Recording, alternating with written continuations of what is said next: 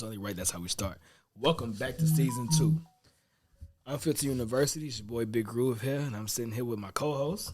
Go ahead and introduce yourselves. It's your boy, man, Professor Travis, everything. It's your boy Big L. The new edition. Glad we finally got you here. Tell us a little bit about yourself. East Chicago native, West Cal to be exact. The best side, you know what I'm saying? Throw up the W. Cage complex, whatever you want to call it. Extinct. It's still there. Legends never die. In spirit. Legends never die. Yeah, man. How have you all been in our little break? I've been excellent, man. I've been good. School has just started back for us. So getting adjusted to that, putting in a couple grades. Had time to hunker down. Actually get back in the groove of teaching. Then we had like a year and a half hiatus. No pun intended. So the little break that we took gave us time to rejuvenate, recuperate, come back with some fresh topics, bro. I feel it. How about you? Man, started a new job. I ain't giving no grades. I'm paying people now. Messing up paychecks and vacations. Getting text messages from my workers, all of that. But yeah, man, just checking a different bag now. I feel it. Myself, just been working like usual. Pies over here, pies over there with the kids, doing some of this, doing some of that, trying to stay active. You still active? Yeah, I just left the gym. I was boxing before, went home, took a shower, trying to get these hands right, trying to Tuesdays, ain't it? Tuesday. J-Lo. Yep. He's why I'm J-Lo. Check out, do y'all have partners when y'all be in the gym? Yeah, we got a group class, and you can do one-on-one training and all of that. So, like, I be working with a couple trainers, like, before and after class, depending on how much time I got and stuff. Like, it's definitely cool. And it's like, again, getting older, metabolism slow down, trying to stay active. So in the group class, y'all hitting the bags, or y'all hitting each other? No, we was both. Like we was hitting the bags and we was using the pads. Like this we was hitting the bags. Each of us it was like 9 bags. It was 9 people in class, so it worked out perfectly. You said bags and pads? And pads. Like what you got? You holding the pads? Yeah, the hand pads, yeah. Okay. Like we switch up and all of that. Like working. Do y'all hit each other? Yeah, but like that's when you actually like in the ring and all that with the helmet and all that other shit. So yeah, like it's all of that. Y'all in the ring? Yeah. All of that. During the group session? Yeah. During the group session? No, not the group session. Like, okay. It's, Take turn. Yeah. So I was in Canada for a few weeks when I had my first child. I had to be in Canada for about 4 weeks. And in Canada, I went to a couple of MMA gyms.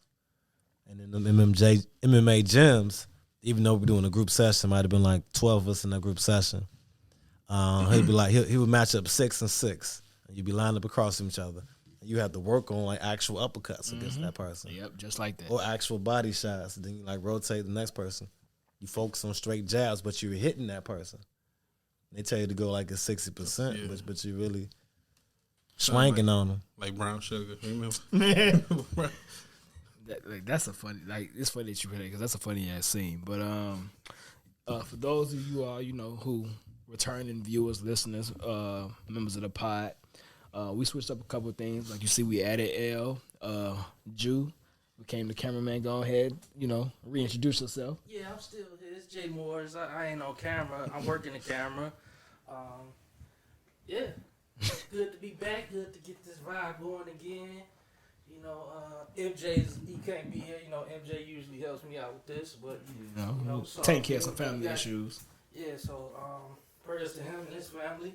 Mm-hmm. Shoot, man. So I ain't been doing nothing but working, man. Working. Hey, that's trying to sell my house. Man. So if you listening, So if you listening, you looking for a place to stay, man. It's a nice place. I love it. You should go look at it though. I seen it. I've been there. We recorded. Right. Yeah, you sure was there. Yeah. But other than that, man, took the daughter trick or treating for the first time. How'd that go? It went pretty good. Actually, I can't she did fine. I thought she was gonna be like extra scary because she extra scary. But she did fine. Like it was a couple people that she was like, I ain't about to go by them. But other than that, she did good. I ain't let her get under the candy yet though. Man, my kid's been tearing that shit up. I got so much candy in the car. I gave 2 bags to my workers for the lodge. Gave 2 bags of candy to my workers. I kept the Reese's and the shit, another shit in the car. You know how. I'm not surprised. Yeah. You say your workers like you a foreman.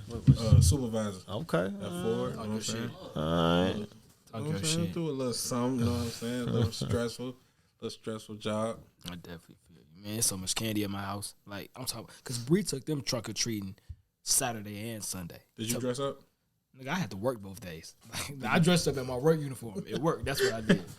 But yeah, like, she took them all over the 219. Like, so it's so, and I ain't no telling what MJ did, like, with his mom when he got back with her and shit. But Saturday and Sunday, she had all 3 of them everywhere at all, like, the little church events and all this. I brought them some candy from the lodge and all of that. Like, it's too much candy in my house. So if y'all need some, holla at me. Cause man, that Dennis bill gonna be that shit gonna be too fucking high. But yeah, like, let's get into some of these topics. You was mentioning before the pod started about Pip, and go ahead and man, break it down. So a lot of Scottie Pippen came out with a book. Some people say Scottie Pippen in his feelings, he being a diva. Some people like, hey, fuck Mike.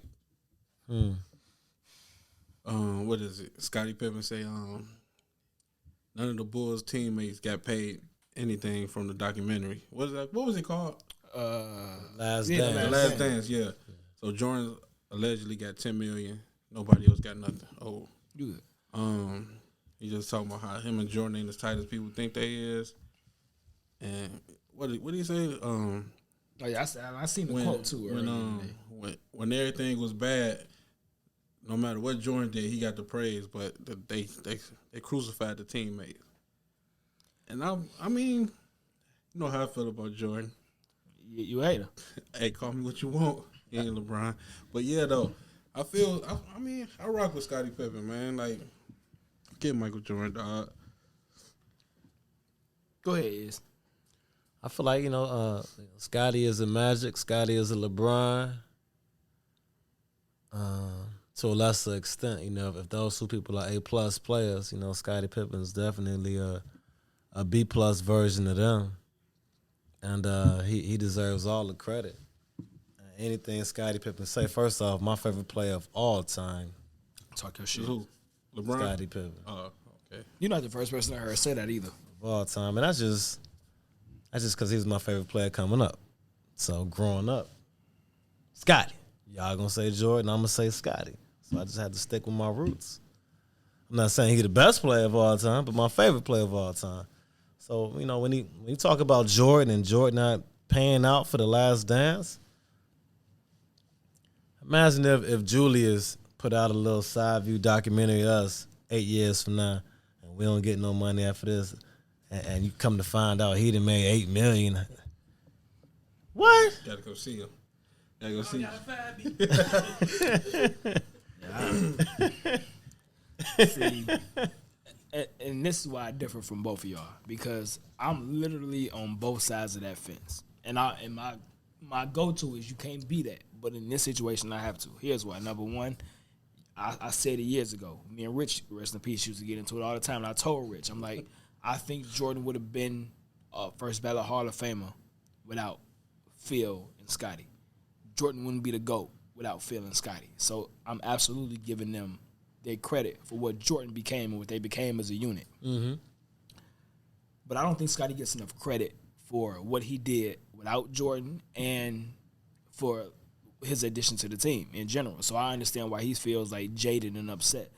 But on the flip side, and it's funny that you brought that up, and speaking of The Last Dance, Scottie was in The Last Dance. You signed a contract. So if you ain't get paid, if you put it like this, they warned Scottie back in the 90s about that deal when he got his deal. That like it wasn't good long term, TV deals was coming, yada yada yada. The owner did. What was his name? The short motherfucker, the short pudgy.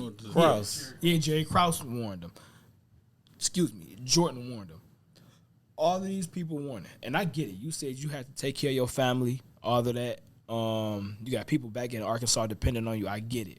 You chose to still sign the contract, so you can't get mad at that. Same thing with The Last Dance. If you didn't get paid, if didn't know, Judd Bushler was in it. Not Luke Longley, but the other center, the other white center that they had, Bill Winnington, he was in it. Scotty was in it, and a multitude of other motherfuckers. If you telling me that Jordan was the only motherfucker to get paid from The Last Dance, and all these motherfuckers signed a release for their rights to be in the 10-part docuseries, who are you blaming? Who you mad at? Because it sounded like Scotty got a history of just making bad business deals. Like, I don't understand that. Like, so I was like, it's not like I hate him or like I wish him bad, but it's like you 50 plus years old, damn near 60 years old. I'll say this: he probably thought he was gonna be able to get his own docuseries after that, because what he did when Mike was retired, like you could have made a series out of that. He could have. The season with Scotty playing with the Bulls without Mike, could have did something with that. Nah, that didn't happen. Yes, it did. Remember the loss of the Knicks. I'm saying, but after Mike filmed The Last Dance, the Bulls broke up. Everybody went different ways. And that's not true, nigga. And you can't go if it's not Last Dance was shot 97, 98. No, it was the last. Because remember, the last championship was in The Last Dance. I thought the Last Dance was about the last run. It was, and that. But see, all of that footage was from then. Plus, like going back to like when Jordan came into the league and all that. But see, the thing is, and a lot of people don't know this, Jordan has executive producer rights for anything media involving him. So, like, you have to know what it was gonna be when you signed your name on a dotted line to be a part of the docuseries. It's like it's not like you went into this blind. Mm-hmm. So, like, as grimy as Jordan may be as an executive or whatever's released, if you sit down with a motherfucker that has creative control over whatever the content is, and you sign on a dotted line, who you mad at? Like who are you mad at? Like, I get it morally. You would think that Jordan wouldn't paint him as that, but at the same time, he praised him. He did praise him. Like, he said, like, yeah, I couldn't do none of this without Scotty. But at the same time, I get what Jordan's saying. It's like you chose to still sign and sign your contract when a multitude of people told you not to. You still just decided to do that. You still decided to get your surgery in the season and not mess up your summer. Your words, not Jordan's. Like, who you mad at? Fuck Michael Jordan. That's what it boiled down to. That's crazy. Fuck Michael Jordan. He your GOAT's GOAT. So respect that man. He just said that'd be politically you can't even say correct. it. You can't even say like it. Rich. Yeah. Politically correct. He his GOAT too. Nah, no, he not. What? LeBron, you remember? No. Well, we not finna do that right now. So you saying LeBron is Kobe's GOAT? Well, was Kobe's GOAT? What? He drunk. You heard what he said. Like, I'm just saying, fam. It's like, come on, dog. Like, accountability at some point. Like, at what point do you get held to your you get held accountable for your decision making? Right. You signed the contract back in the 90s when everybody told you not to. You signed the contract to be part of the docuseries. I'm pretty sure you previewed what was going to be released before it was released. And again from it. I don't know if he did. When you filming stuff, you don't know what's going on. You ain't in the editing room. I'm definitely sure he saw the docuseries. It's like before. on Love and Hip Hop. Like, you don't know what's going on. You know what I'm saying? You don't know what's going to be out there. I'm sure all of them saw that whatever was going to be released before the rest of the public did. Like, and he got a book deal from it. Like, you Scottie Pippen. It ain't like you. See, you often made me turn on Scottie Pippen. You know, and you personally know how I feel about Scottie Pippen. I think that I'm gonna go on record. Fuck it. I think Scottie might have been the greatest Bull of all time. I know that Jordan is Jordan, but see, he missed. Like, because I'm gonna be honest with you, you don't get one championship without Scottie. You don't. You don't get one. The same way I feel about Clay. They're the Splash Brothers for a reason. You don't get one championship without Clay.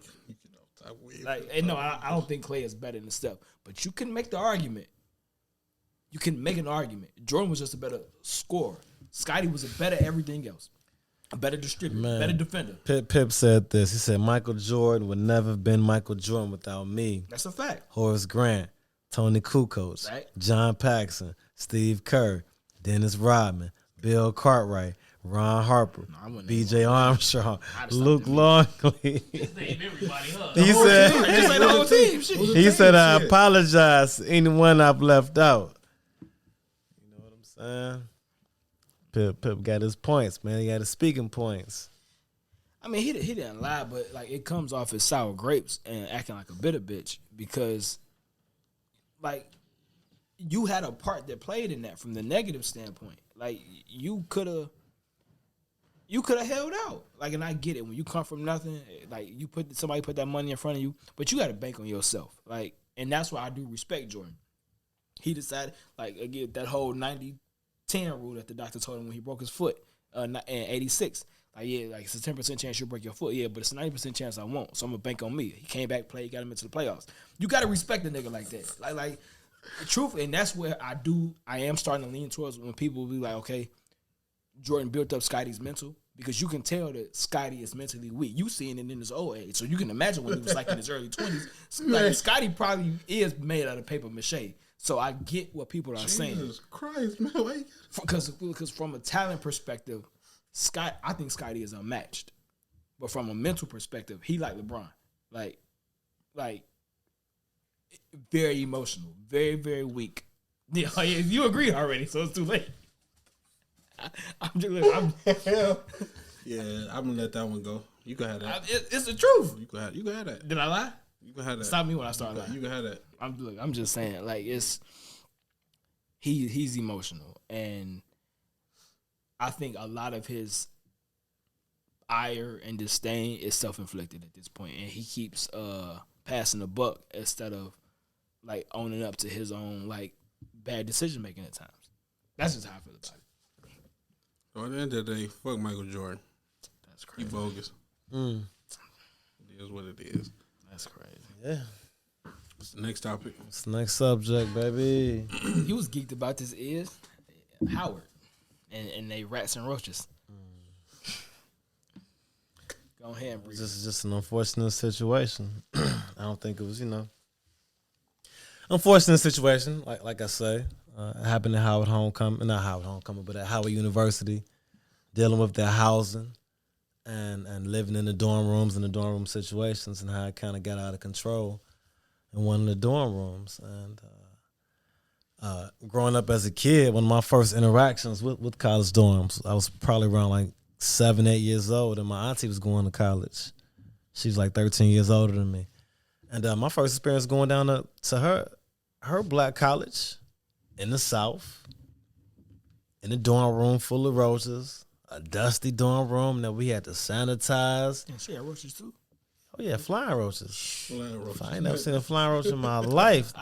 At 7 years old. Oh man, they was flying out there in Alabama, and the dorm room was dusty. Luckily, we got there early, so we can wipe down everything, sanitize everything, and get it prepared for us. So the students, coming back to Howard University. I just think about this though. How long were those dorm rooms not even occupied because of COVID? And when you got unoccupied units, you have opportunities for pests to get inside there and start to forage and making homes. Not roaches, but maybe a rat may seek shelter. A mouse may seek shelter. Yeah. You right with that one, but not roaches. What could happen. You got to be nasty for roaches. Yeah, roaches really need something to eat on. Roaches came from somebody's crib. Motherfucker came from Indiana, Chicago. But one roach in their suitcase. Somebody came from Iowa with one roach in their suitcase. They had babies. And sprayed it like that. It's crazy. I had a conversation with the Howard alumni, actually, like probably 2 days ago. And the Howard alumni they just chalked it up as, part of the struggle of being in the black college or just, going through growing pains of being in the dorm room. But they said that, change need to come and change. I guess change is in the works. Howard has heard the grumblings, and I guarantee you this year and next year is going to be on point. Go ahead, Drew. Do you think this is this a common thing? Because I was seeing like a lot of people post just on Twitter, but I never really too much trust social media. When people post like they have this shared experience at an HBCU. I went to a PWI, so my dorm room, I remember people being dirty, but I don't remember seeing nobody talk about they got roaches and rats. And for all those that don't know what a PWI is, that's a predominantly white institution. Predominantly. Probably have bed bugs, and they was used to them, so they ain't really talk about it. I stayed in the dorm 2 years when I was down there. Okay. And like I said, I've been to a lot of different dorm rooms, guys and girls. Not like that with the guys, but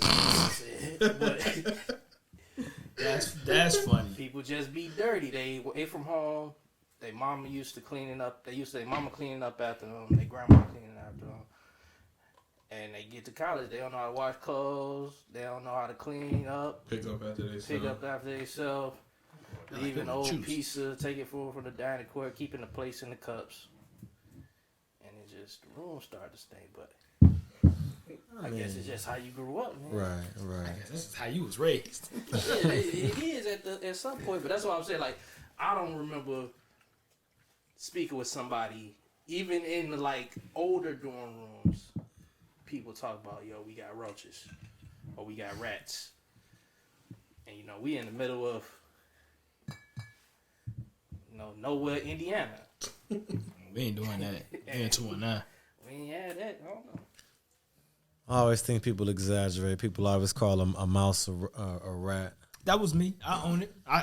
It wasn't until like a week ago that I knew it was different. I thought mice grew into rats. That was the funniest conversation ever, man. I thought that too. See, it's coming. So it's like thinking a worm grows into a snake.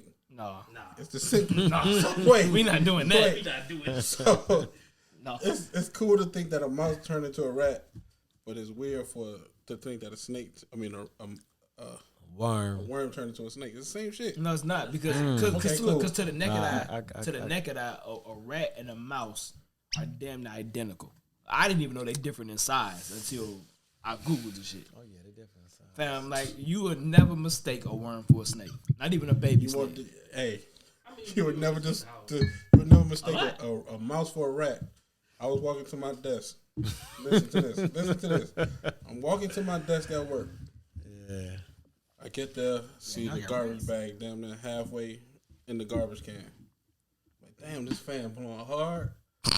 Then I hear a thump. The bag drop. I'm like, oh, it's a rat. He screamed hard as hell. Bruh, I did though. That's the crazy part. I said, ah! I go. I bet it was. I was on FaceTime already. I put my phone over man, look at this shit. It's a whole rat in the. Like, for it to get in there, I had to either crawl on my desk or crawl on the parts. I automatically went to rent on my desk. Like, man, I called my mama. I call everybody. What was they gonna do? When I get on the phone with my mama, that's when it actually jumped out. Like, it jumped to the ledge and then went under the. Like, man, you 6'2", 3+, and you called your mama because you saw a rat. I'm scared of spiders. I don't do well with insects, bro. I don't do well with insects at all. Oh man, they look nasty, man. And the rat ain't even an insect. It's a rodent. Yeah, man, I can't do it. All right, so look, boom. We went to college together, but I also I have a lot of friends that went to HBCUs. I've toured HBCUs, and like I told you, I had actually got accepted and paid my dorm fees for Tuskegee. That's not common on no college campus, whether it's a PWI or HBCU or private institution. But Howard happens to be both. Julius is adjusting his electronic technicians. But yeah, I can't give Howard a pass like that because first of all, it's a private institution. You got all this super, super, super duper rich alumni, male and female, from all walks of entertainment and life. And wait, didn't the VP go to Howard? Who are not giving money back? That ain't true. That's not true. What's gonna happen? That's not true because I know Envy give a lot of money back. Did he go to Howard or Hampton? DJ Envy. Yeah, I think he went to Hampton. I think he did go to Hampton. So He give a lot of money back. But no, like let's say if he get 20, so he get 20,000 back. Gonna make a hall. He gonna donate some money. And they gonna make another hall and name it after him. 20,000, a lot of money to get back, but that pay for one person tuition for the year. Give me 1 second, y'all chop it up real quick. I think for it to be at this point, it just had to been like building up over the years. That's really what it is. Because I listened to one of the kids' protests, and they basically said that this has happened in years past where the kids have complained about the facilities there, and I guess this is just the year that it got a little bit more attention out there. So I just did my Googles and for sure. First of all, R.I.P. Chadwick Boseman. He's a Howard alum. I know that he's came back and gave a lot of speeches and money at Howard. Our VP, Kamala Harris, is a Howard alum. DJ Envy did go to Hampton. But the judge of East Chicago went to Howard. Fam, like, it's too many prominent motherfuckers that came from Howard. That's what's up. They give back. Like, fam, like, the people that we went to Purdue with, I know that they give back to Purdue. And they just got like regular like salary gigs. It's no excuse. If you had the funds, if y'all had the funds to do it and it not affect you, would you give back to your? We have the funds to give back $50, but I give back to and I don't. I give back to certain organizations at my alma mater. That's what I do. I give back to certain organizations, I would say. Because I feel like they'll be able to use the funds how I would appreciate them using it versus I give it to Purdue and I ain't giving a large amount, so they just go take it and do whatever they want. I agree with you. But I think the best way to do that is because you'll never be able to dictate what the funds actually go to unless you donate to a specific. No, like you have to actually donate like a library or something. If you donate something to the school, you can always funnel what your funds go to after you donate it. Because if you already got pre-existing shit, they just gonna take from, okay, yeah, let's say you gave us 10 stacks. Well, the math department need this. The science research, blah blah blah, need that. Right. So they'll break it up. So you can't say what you like. I'm giving money for this. I'm sure you can. They gonna do what they want to do with it. Like I'm sure you can, but it's easy for you to say that, as opposed to once I write the check, then you probably breaking that shit up and you doing what you want with it. Yeah. If I donate something to the school, every dime I donate after that is going to specifically what I put on campus, and I get it. That's a tall feat for one person. So what I would suggest is you come up with a group of people that have the same feelings and inclinations that you have for Purdue and any other school for anybody else that got similar ideas, and you do it that way. Because I don't believe that Howard's a prime example, and this is not to shit on black colleges, but you can't tell me, because again, this wasn't a one semester, couple weeks issue. This has been going on for a minute. Like, and when I say a minute, like a couple years. So not a couple, but students have been saying this has been going on Howard's campus. That's trifling. That's despicable. That's sad as fuck for how much Howard charges for admission, whether you in-state or out-of-state. Like, you can get, and this is not the shit on Section 8, but I know it's a stigma, it was Section 8, so I'm going to use it. You can get Section 8 housing, or you can get a house on Section 8 that ain't rat and roach infested. And then you charging room and board, and you charging meal plans and all. Fam. You know what? Nah, I can't go. You really gotta look at the terrain, the climate, the weather, the location of Howard and where it's located at. You know, in DC, you're kind of like on top of each other, like literally on top of each other. Tall ass row houses stacked up on top of each other. Mm-hmm. Even they got a little strip in DC. So it's like Markstown. Nah. No diss to Markstown. That was the joke.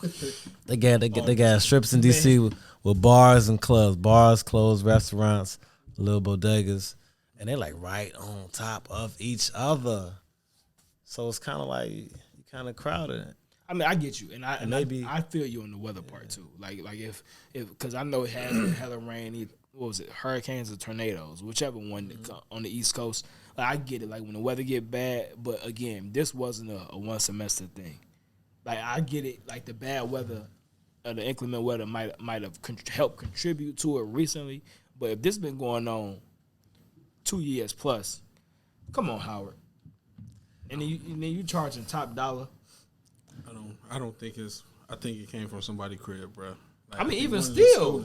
So it's only so much you can do. Like, you don't know what eggs laid in somebody's luggage or nothing. Like, you gotta bomb the whole building.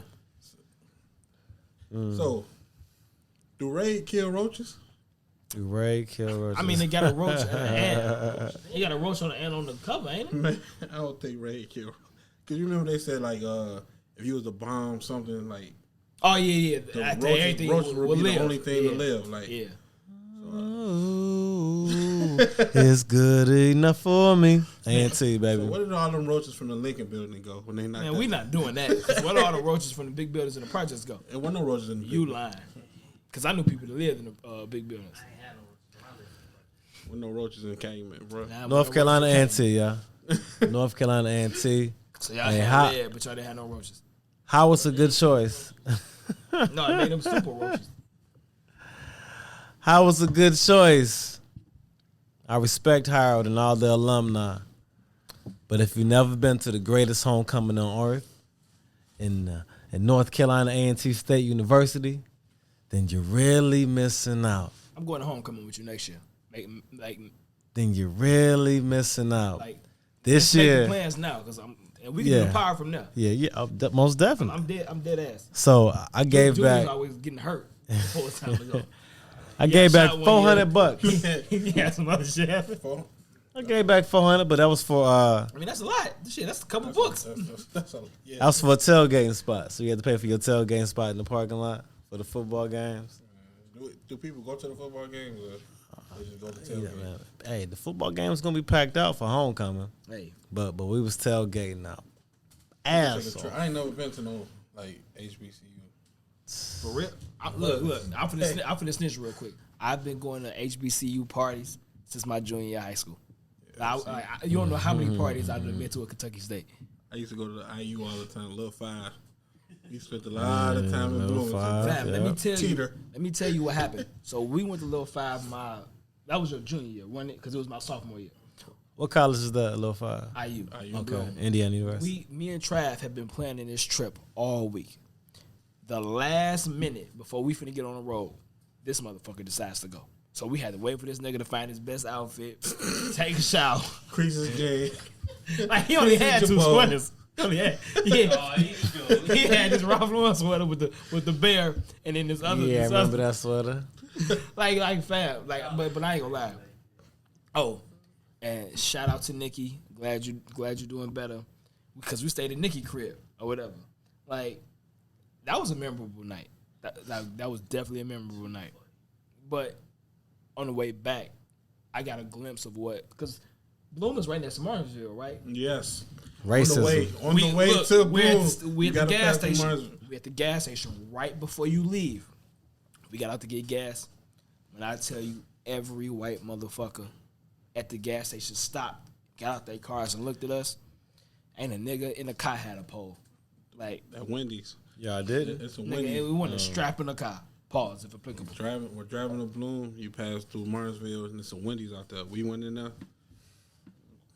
Felt like Ray and Claude, bro. Ray and Claude. You said about 10 miles up the road? Yes. Had no business in there. Like it was crazy. I ain't been back to Bloom since. I always used to say I'd laugh at somebody really expressing racial shit to me. Nah. Because when you really experience that shit, yeah, I swear to God.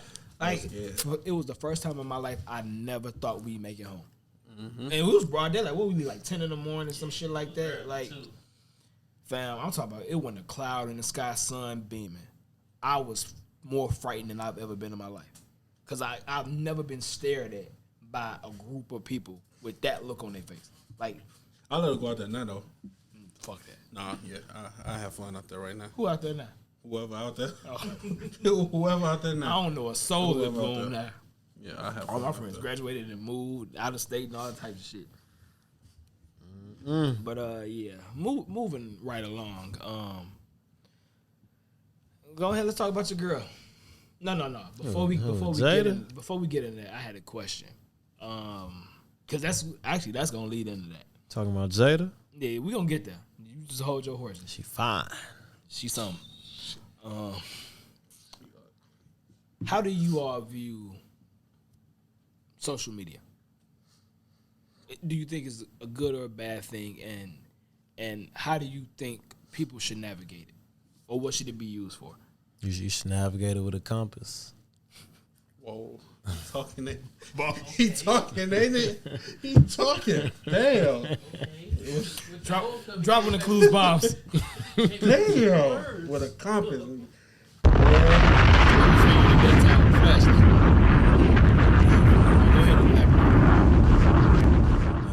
It's a lot going on social media. I'm going through it right now. I'm going through a little mini storm that's trying to brew on social media. So you got to navigate it appropriately. You know, I got people calling me saying, don't respond. They saying, try, take the high road. You know what I'm saying? I got other folks saying, go a different route. But it's like you got to navigate what you say, what you don't say is you got to give off a certain image. I'm me. So the image I give off is me. You know what I'm saying? I'm on a whole nother level. Let's pass the mic on that, man, because you just got me on. Hey, see, listen. Let me talk your shit. Nah, listen. Seriously though. Unfiltered. So Unfiltered. University. You got to put a filter. Nah, fuck that. I ain't, yeah. Hey, gotta make it look good. Sometimes like no media, filter, yeah. Throw a filter. Bars, okay. Throw a filter on it. Bars. But like it's certain situations. Like we were just talking pre-production. Bam. Certain situations, man. It ain't for social media, but showing the other foot, it's for social media. When it come to you, it's for social media. You gotta know when to let that audience know something. Like you can't let everybody in on everything. Mm-hmm. Some shit need to be kept private. Mm-hmm. Some shit ain't everybody's business. Man, hey, it's a storm. Like he said, his storm that's brewing. That's my storm. We can say that for the Patreon episode. We can definitely say that for the Patreon episode. Just throwing this past. By the way, give us a couple weeks. We getting the Patreon content together and all of that. So once we get that right, we're gonna send out the link and all that. We're gonna get the subscription price ready and all that. We're gonna give y'all off the top of my head, we're gonna give y'all an extra episode a week plus behind the scenes footage and all that other shit. But yeah, that's coming. But back to what you were saying. Hey, Facebook, Twitter, Instagram. It could be a facade. It could be whatever you want it to be. That's why some of these motherfuckers don't even go by their real name. Like, can't even be yourself on. You brought up a great point. Like, you don't even got to be yourself on there. Like, it's whatever you make it out to be, bro. Like, you want to be a broke motherfucker, but you got $1 million in your bank account, you could be that. You don't got no job, but you work in corporate, you could be that. Like, whatever you want to be on social media, get rid of that shit. Nah, get rid of that shit. Don't get rid of it. But I think, like, what was the movie called? Social Network. Yeah, the making of it. Yeah, with Justin Timberlake and So, and me and Trav had this. Not this Trav, my other nigga Trav. We've had this debate for a long time, and I agree with the other original creator of Facebook. I see why he never wanted it to go public, because now look at what Facebook has become. Like, we view Facebook as one of the most terrible things in the world now. Even though we all love it, we all addicted to it. The algorithms this, the algorithms that. For what Facebook was originally created for, it was just a way of keeping in touch with your schoolmates and all of that. Because you had to have an EDU. And I remember. I'm going to put y'all up on game for those of y'all who don't know. My mother sent me my first Facebook invite because she was at Purdue at the time, and I was in high school. Me and Drew both was in Upper Bound at Purdue. So I had a Purdue email already by like my sophomore, junior year of high school. She sent me the EDU, and that's how I got my Facebook. Looking at what Facebook became as to what it was way back then, if I was, let's say Facebook started out like this from its inception, I would never have one now because we don't utilize it for what it's like. I be seeing motherfuckers on Facebook, get on Facebook and ask the most dumbest questions. Like, yeah, what's up with this? And how, fam, you got Google for that. Like, motherfuckers get on Facebook and other social networks and show how dumb they really are. Like, you got this $1,000+ phone in your hands and you use it for Facebook to text motherfuckers and an alarm clock. You don't check the weather. You coming outside not knowing what the fuck to put on. You sending your kids outside not knowing what the fuck to put on. Mm-hmm. Like you acting clueless as shit. You putting shit all over social media, not having no facts and nothing behind it. Mm-hmm. But you think that Facebook is just you think it's just Facebook. Fam, it's not. Like it's an extension of your everyday life. Okay. Whatever you like, you put it on Facebook. That's Whatever real you talk. post, you put it on Facebook. Whatever you laughing at because you think it's funny. Like, but then when you being held accountable for it, no, it's just Facebook. It's just Facebook. No, fam, it's just real life. Like, it's just real life. Because if I told that joke in person, you would laugh. If you saw that bitch in person, you would think she was dope. If you saw that nigga in person, pause if applicable, you would think he was dope. Like, but again, like you said, when it's negative, it's just Facebook. But when it's dope, because you posting your college graduation on there, you posting the birth of your child on there, you want likes and loves and congratulations. That's real. You want that when you do that. Real events. But you don't But you don't want to accept the accountability when it's negative. Right. Like that's the shit like that really gets me. So it's like, okay, how you gonna maneuver? How you gonna work your way through it?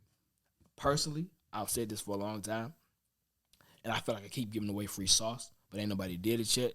So I'm gonna say this one last time and see what comes from it. Because if not, I'm gonna go back to school and get my teaching degree, and I'm gonna implement this shit my goddamn self. I believe by the age of 12, 13, same time you get your typing and writing classes, like we did in 7th grade. Right around puberty. Yeah. Okay. There should be an introduction to the internet and maneuvering through social media because it's such a huge, like, fam, you got people that get and lose jobs due to what you post on social media. So, listen. Kids are introduced to the internet way before middle school. You're right. No, you're right. You are right. I think he's to the internet around 5. Yeah, true. No, you're right. Because shit, Makai got YouTube Kids on his tablet, and he too. He know how to maneuver exactly it. He knows whatever exactly he want to get to. He know how to get to it. No, facts, big facts. It would be. I think he's talking about internet etiquette. Bam. Yeah, that's what I was going to get. Okay, so yeah, internet etiquette. So you think younger than that? No, not even. Matter of fact, I mean, because I'm not against it. I would go early as like first and second grade. All right. Like knowing what, like, just everything ain't for the internet. Absolutely, and I think that's what the conversation needs to be. As far as like getting in trouble, not to let nobody in the house. Whatever age don't let nobody in the house. Don't answer my phone. All that shit. So that, I just think that there needs to be some type of game put on the younger generation, even the current generation, because I see a lot of people that I grew up looking up to, and like they were older than me, that maneuver like Facebook is just Facebook, and I get it. Before we knew how much impact it had, it was just Facebook, but Facebook has billion-dollar ads with trillion-dollar companies. It's not just Facebook. I know people personally that have lost their job because of what they posted on Facebook. And this was back in like 07, 08. Again, I know I'm the no fun police, but I'm trying to look out for motherfuckers' livelihoods. Like, it's not just that. But I'll bring all of that up to transition into your homegirl. What we talking about? We talking about Jada Pinkett, Will Smith? Yeah. You know what? I'm gonna tell you something before we transition. Whatever you see me post on social media, when I post, that's really happening. like if you see me walking with my kids by the lake, that's really what I'm doing as a father. If you see me in the gym at the YMCA with my son, I'm really there. You see me swimming with my daughter, is really happening. So I use my social media just to be that example and be that roadmap for black fathers out there, for black fathers, brown fathers, white fathers, yellow fathers out there. So it's really happening. It ain't no, hey, okay, kids, photo shoot today. No, it's really, we really here. We really at the park. And that's nasty for y'all that really do that. Like that's sick as fuck. Stop doing that. Right, like we really doing homework. Hey, and I know some mamas that do that. Really doing homework. I'm keep it quiet, but I know some mamas that do that too. I'm chilling. Nah, but it go down like so. I think that, and those who do post that, I would say that at least 9 out of 10, you got to be actively doing it for you to be taking that picture. So it ain't no facade, and if you hear something different, it's really what you see. Like I'm that father that's gonna be there. I'm the uncle that's gonna be there.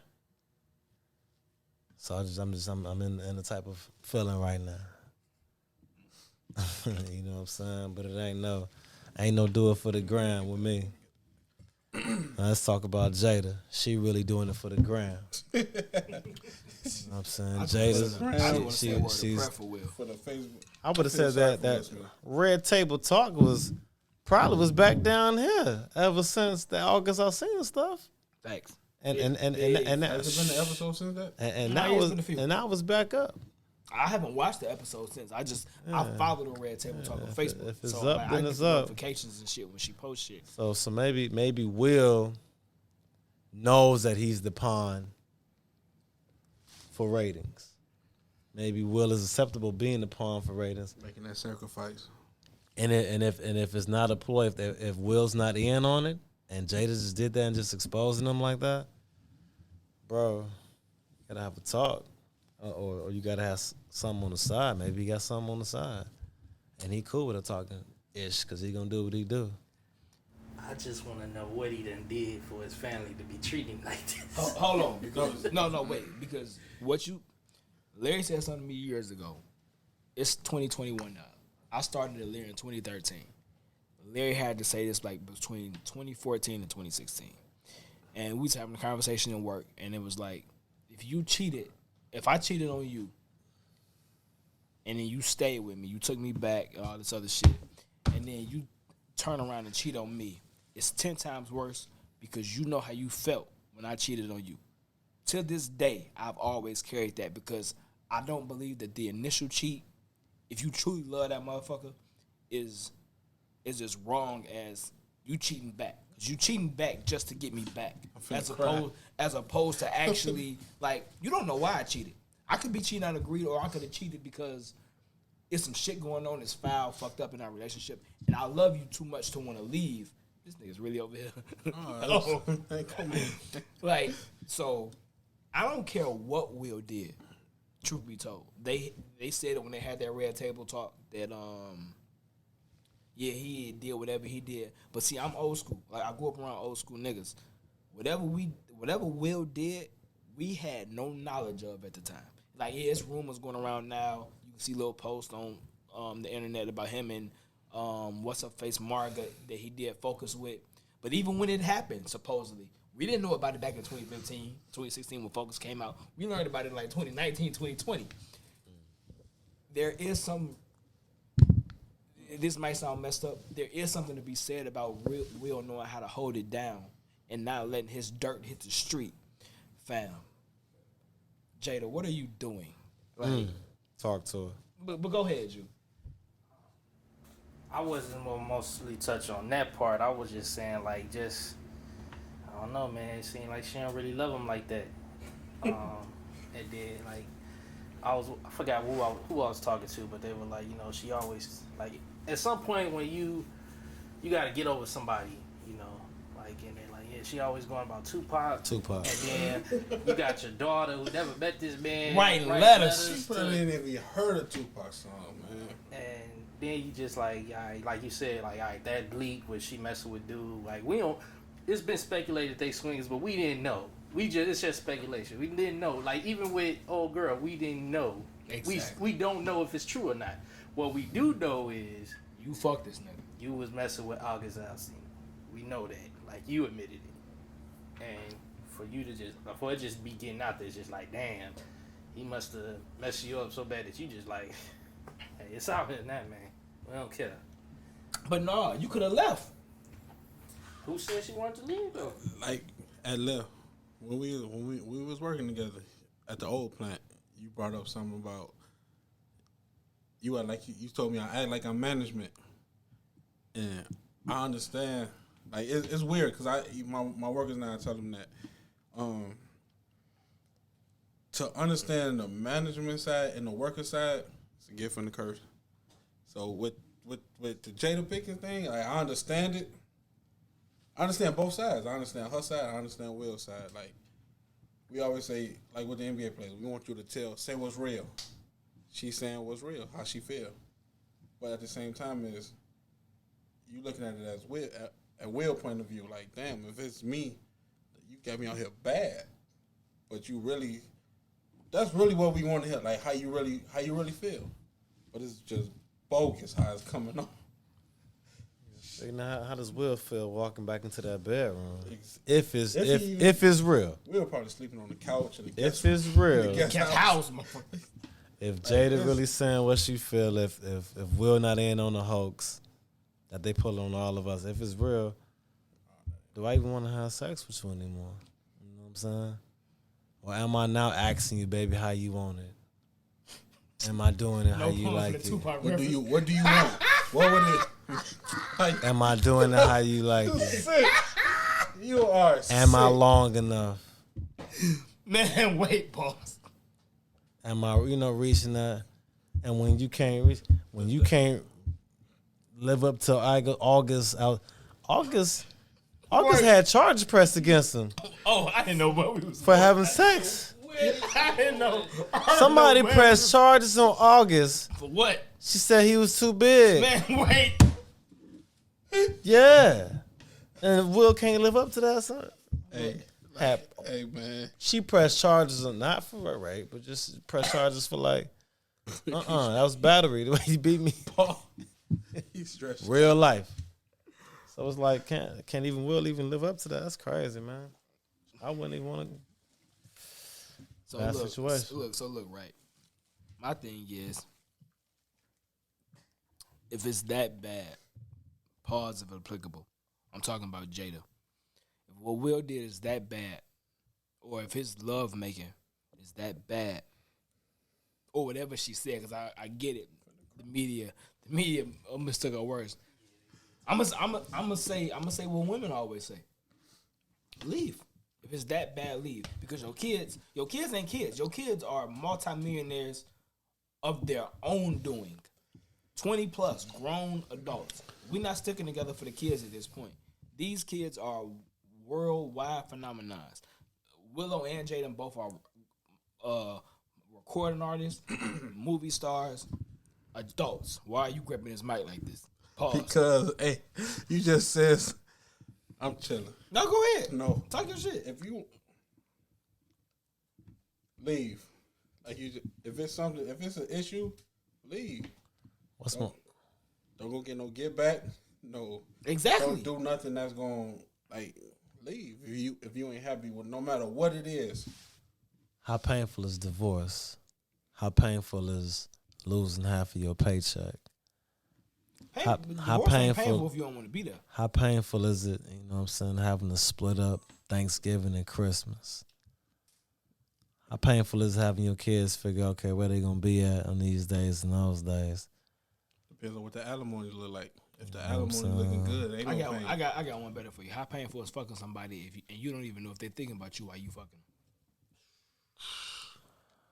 Probably. Like there's no lower feeling than that. Like I'm keeping it a buck. Like, and we've all been in that situation. So we're like you hitting somebody, I'm engaged, but like I'm past. Like put yourself in that mind state. You don't know if they're really there for you or they there physically, but they're not there mentally. There's no lower, like, insecure, undescribable feeling in that. Mm-hmm. it ain't that much low self-esteem in the world. It's not. You'll never know. Like you'll be surprised. No, like I'm sure it exists. What I'm saying is, at some point you got to choose you, and that's why Will did say the realest shit to me when but way before that Red Table Talk, when they did it the first time, it was like it's not my responsibility to make you happy. So kind of is. To understanding both sides. Will leaving would be taking what make him happy. Her doing what she doing would be doing what she doing to make her happy. So what do you do then? At that point, you no longer in a relationship because I agree with you.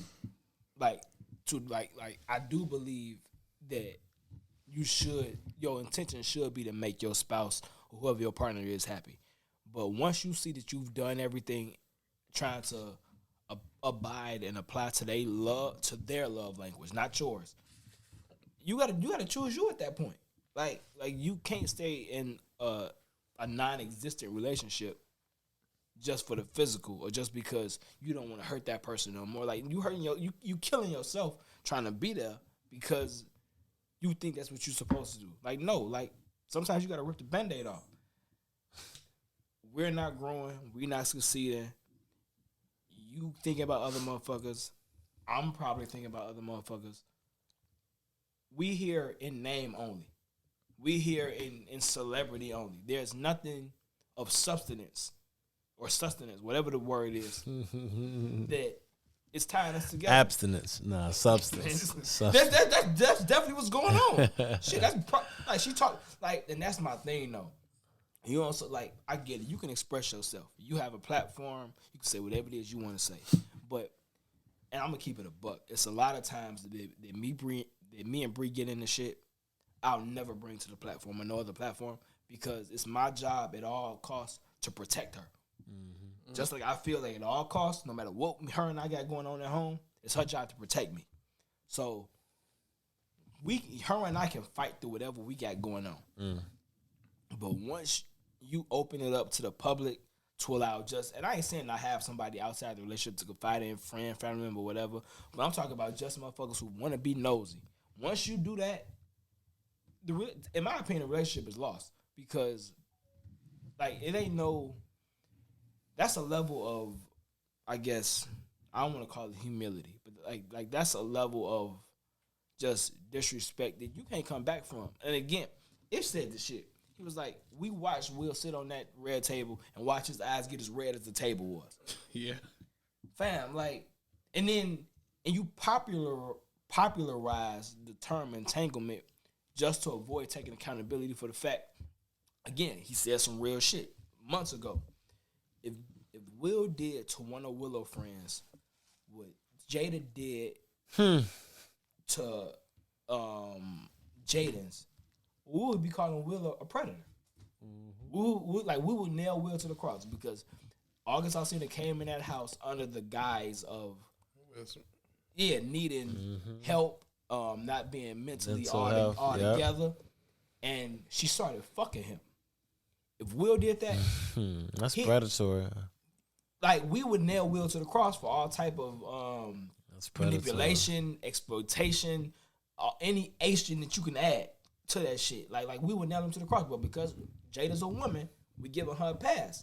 And not only that, you run your husband through the coals in front of the globe in the process of it, and you still don't accept accountability for it. Like, nah, fam. I can't get with that. Like I can't get with that at all. And I like you said, I feel extremely sad for Will because I can't say that Will don't love Jada. He probably love her dirty draws.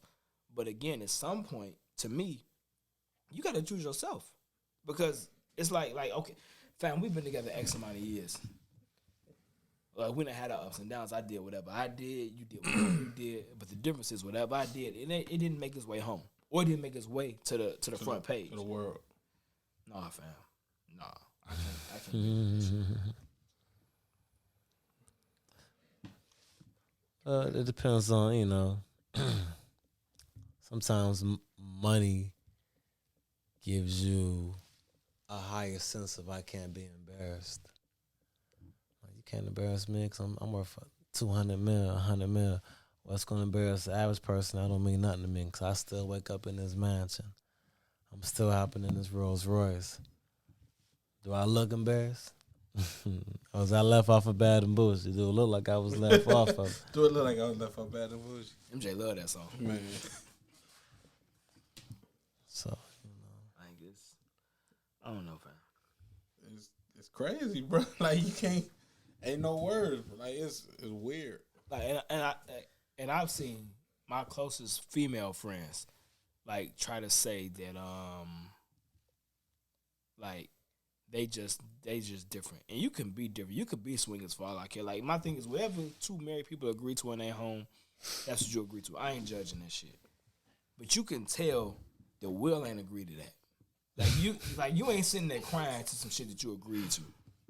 Like, nah, fam. Like, but it makes sense now because around that same time, that's when Will was doing all those inspirational videos, jumping out of planes, jumping off ledges. This nigga was a stunt man, and he was doing all of that shit the same way motherfuckers do to hide their pain. Like you doing all of like again, you using social media as a platform to present your best self, but at home, you crying your ass out, like you hurt on the inside. But who you gonna tell? Like, who you gonna cry to? Like, nah, fam. Uncle Phil? He ain't here. Jesus Christ. That was good. That boy good. That boy is good. Like, fam, like, I'm crying thinking about this shit because that shit's sad. Like, I couldn't imagine that. Like, and then now you want to, I ain't sexually fulfilled. Like, whatever she said, it was too much. That's embarrassing. Like, you gotta learn to be quiet. That shit is you just gotta learn to be quiet. Like, shut and up. I know we on the platform are talking about it, so like that's like an oxymoron or a contradiction, but we ain't nailing nobody to no cross. You got, what's the term? Being able to read the room. Like, if you have had that many ups and downs with your spouse in the public, you gotta know that. Like, okay, same shit I used to tell you about LeVar Ball. I ain't saying what he's saying is wrong. What I'm saying is, if your words can affect somebody else and you ain't got a better brunt of it, it's all right to say no comment. It's okay. It's no law against saying, you know what, we ain't got to talk about that. It makes sense now. That's all I'm saying. It never makes sense. That's all I'm saying. You can say no comment. It never made sense until now. Jada. Stay about them Bulls. Oh, Jesus Christ. That's his team now. Hey, my little brother, he a bull, man. My little brother, hey, boy. He don't know you. So, he'll know me December 19th. Oh, you gonna be there? I would definitely be there. Where you sitting at? Courtside. That's what's up. Courtside. I gotta go holler at my boy. Oh, I need some tickets. Who they Lonzo. playing? Who they playing? The Lakers. Lonzo, baby. Go. Let me see if I work that week. Well, we talk about that off the pod. Yeah. I need to be December there. 19th. I need to be there. I will be there courtside. You'll see me on TV. If you ain't at the game, you'll see me on TV. I need to be there. Like you saw me at the Pacers game on TV. You sure was. I was at the next game. I was at game 5. Yeah, you was with me, matter of fact. Yeah, you drove home. Man, like a sucker. I was tired. I was tired and drunk. I was driving from Lafayette. Man, I fell asleep behind the wheel like 4 times. I was asleep, so it didn't matter. Glad you made it. Man, I'm glad I made Glad it. you made Somebody hit a deer. It was weird. That was a hell of a drive. We was in a rented car, Somebody so hit a I'm glad it deer? wasn't you. Yeah, it could have been me. Car trying to. I know I fell asleep and I swerved and the car tried to get around me. And while he did that, the deer hopped out. Word. This nigga Yes, sir. drove home with the Caught windows him. down the whole way. I was freezing. Souvenir. But so look, what would you tell? How old are you? I'm 31. How Damn, old that feels you weird old? saying that shit. You old, bro. Woo, shit. Matter of fact, I ain't even gonna ask you how old Why you. not? But nah, if you go back and have a conversation with the 16-year-old you, what would you tell yourself? 16-year-old me. I go, 16. I tell myself, find somebody to throw you the ball. Said so little, saying so so much. Hey, Said so much. so much. Jesus. Yeah, find Right. somebody to throw you the ball. If I could catch, I'd be Adrian James out here. I'd be Marshall Faulk if I could catch at that age. Yeah, I'd be Marshall Faulk. That was real as it get. Man, listen. If I had a father who would throw me the ball, if I had an uncle, throw me the ball on Sundays and Saturdays. Let's do that. Who are you throwing the ball to? Who are you throwing the ball to? Think about that. You a man. You listen to sports. You watch sports. You talk all the sports stuff. Who are you throwing the ball to? Or you letting your nephew, your little cousin, or y'all talking about selling drugs and looking fly? Who you throwing the ball to? I'm sorry, man. Are you? No, that's real. That's the hey, man. Listen, I'm finna cry, bro. You want to cry with some other shit? I'm about to cry. That's crazy, dog. What would I tell my 16-year-old self? You're gonna get it wrong about 3 to 5 times to 19 before you get it right. You're gonna get the same thing wrong. And that's all right, because you learned every step of the way. But you needed that. And you know what I'm talking about. But yeah, you going to get that shit wrong, but it's going to be all right. Yeah, about to pull the shot. I'm done with the bottle. That bottle's hey, man, we're gonna, before class is out of session, we're going to throw it back to you. Yeah, I was over to say, no, we got to hit him. Because, like, it's shit is weird. Like, you always got people telling you what you shouldn't do and what you should do. But you never know when to listen. Like, so you gotta understand sometimes those people that's telling you don't do this, they know what the fuck they talking about. When they say I've been there. Man, niggas know what they be talking about. Like, don't be in a rush to grow up. Slow down. Bam, I say that. Slow down. Don't be in a rush to grow up. Don't be in a rush to settle down.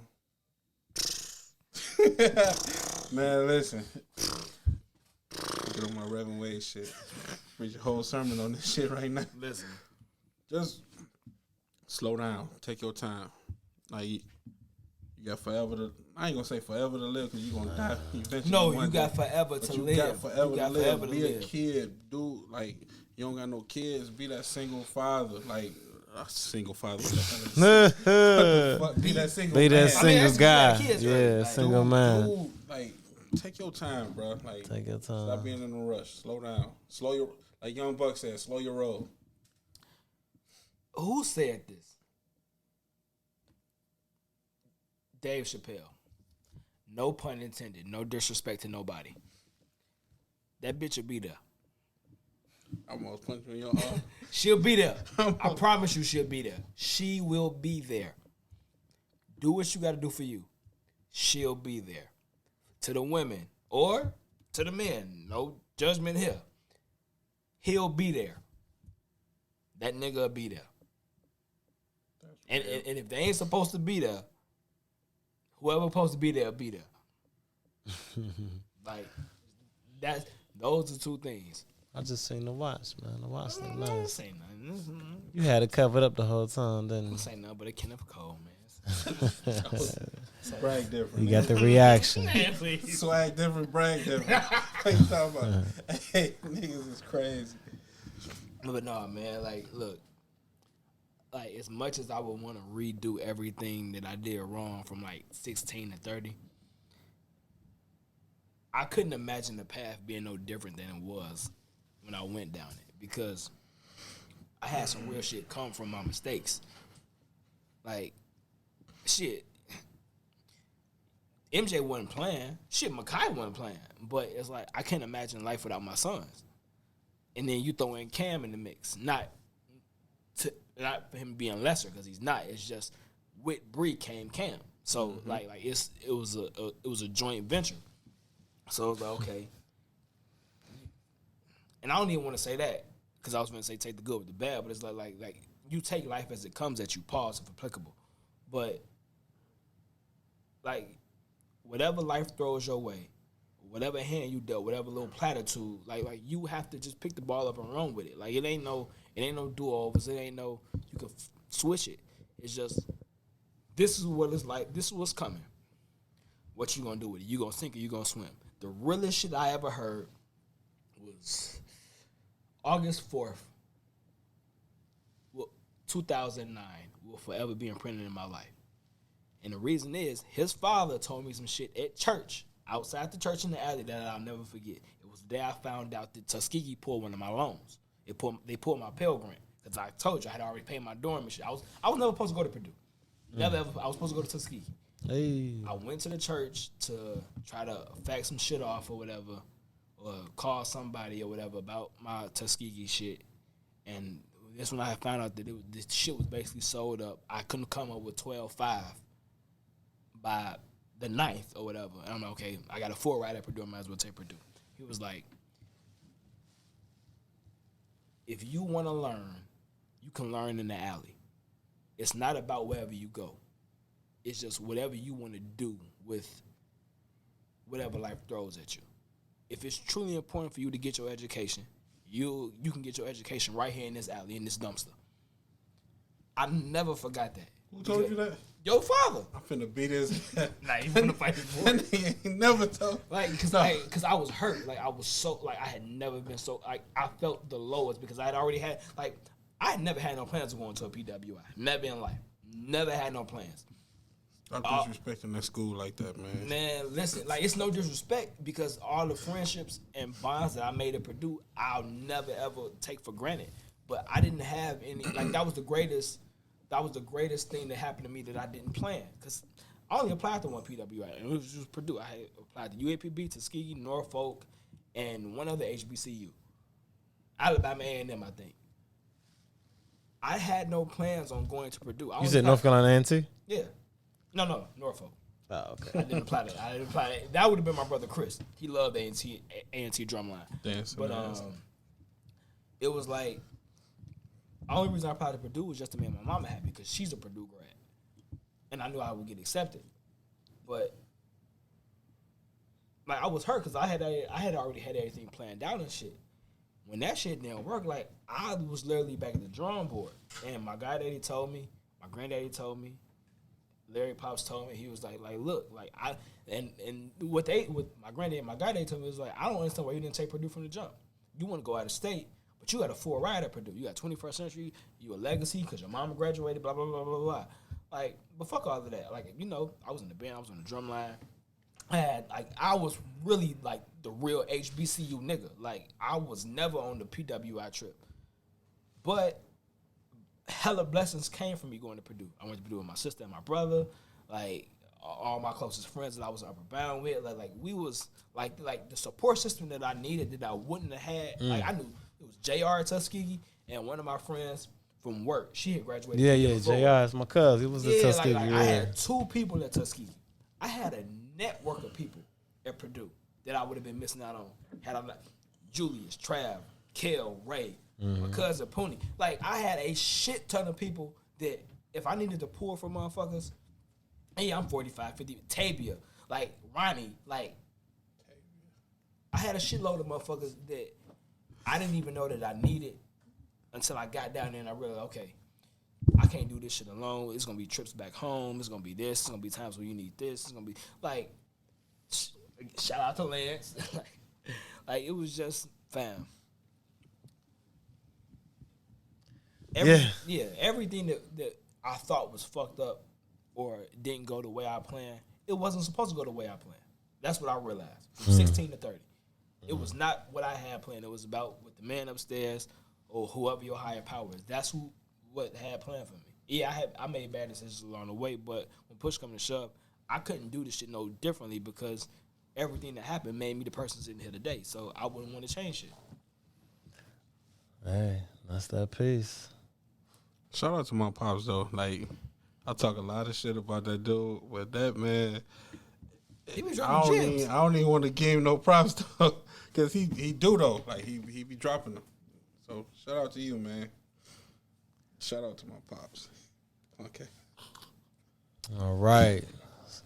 Let's So hopefully you got you a lesson out of today. You just tuned in to Unfiltered University. And I think class is about to be out of session. Before we get out of here, I want to give a rest in peace to Jasmine Anderson and White son for the tragic event that happened on Halloween. Out there just trying to trick or treat, live life as a 13-year-old. Got caught by a stray. And definitely prayers to my boy Demond too. That was his stepson. Prayers to all y'all, the family, friends, all of that, anybody who know him. Man, let these kids grow up. That's the only way I can leave it. Just let these kids experience life. Unfiltered. See you guys next week. Bring your pens and a notebook.